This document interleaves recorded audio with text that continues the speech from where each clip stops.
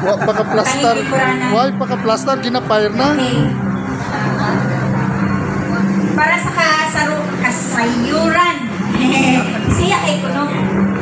Para sa kasayuran sa tanan, sinakmian manggod is diri namon ni siya gi-assign sa kalinan with the approval nila Bishop Hurley and Mama Nelly na diri sila ma-assign na mahimo nato primary leader magod na ko ni siya ug siya nagdala sa Talungo, Dominga and uban pa no mga leaders pod nato diri.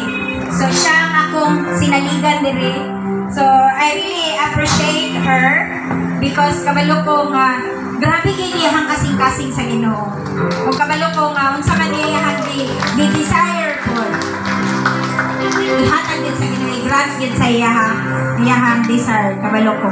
So ako ato siyang agpuan and kabagi ko ninyo ang ato ang pagtuo sa iyang kinabuhi. Akong gitawag po ang iyang bana siguro nung nanadiri kay wala man si Pastor Roger, si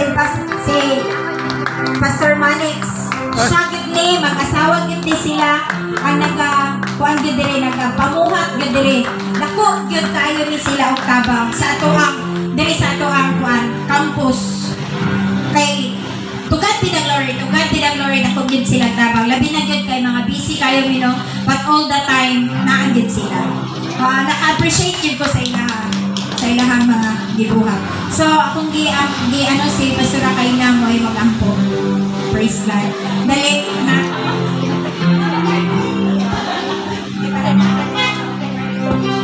Ngayon naman ito nga, pabilon ko dali.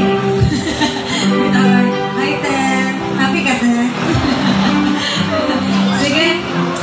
I-stretch na to ang hands towards this direction. And let's pray for Ate May Ann. Lord, we just want to thank you for the life of Ate May Ann, Lord. Kabalugin ka Ginoo sa iyang matag sacrifice, sa iyang obedience Ginoo diha sa imuha, kakapagamit gid Ginoo diriha para sa CLC Kalinan. And Lord, we are blessed that we have her Ginoo Lord supporting us and helping us here as a pagtubo Ginoo Lord sa imuhang simbahan dinhi sa Kalinan. And salamat Lord na in line with her obedience Lord in you, she will also Ginoo Lord flourish and bloom more in the name of Jesus in your presence. Mas makita Ginoo Lord ang imong himaya sa iyang kinabuhi, not just in her life but also sa iyang entire family. Salamat Lord na I know Lord that there are still a lot of things na ginadesire Ginoo Lord na imihan sa iyang family.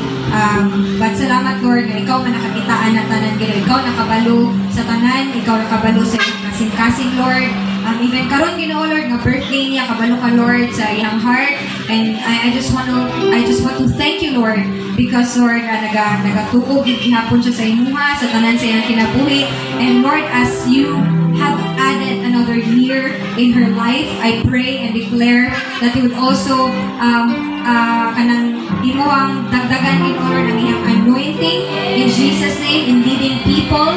Salamat Lord, nabisan unsa ka simple Ginoo Lord sa iyang isulti, unsa ka simple ang mga words nga mogawas sa iyang baba Ginoo. It will really touch Lord the hearts of those who listens Ginoo Lord sa iya. Salamat Lord nga patubuot pag mo siya more sa iyang faith, sa iyang wisdom Ginoo Lord, sa iyang discernment as a leader, as a disciple. And thank you Lord na giandam na nimo Ginoo ang mga panalangin para kay Ate May Ann Ginoo Lord. Ikaw nakabalo sa mga umaabot nga mga panghitabo sa iyang kinabuhi. And Lord, today, in her birthday, salamat, we dedicate her to you once again in the name of the Father, and of the Son, and of the Holy Spirit. Salamat, Lord. Palipayon ni mo, Ginoo Lord, si Ate May Ann, God, sa iyang adlaw na tawhan karon.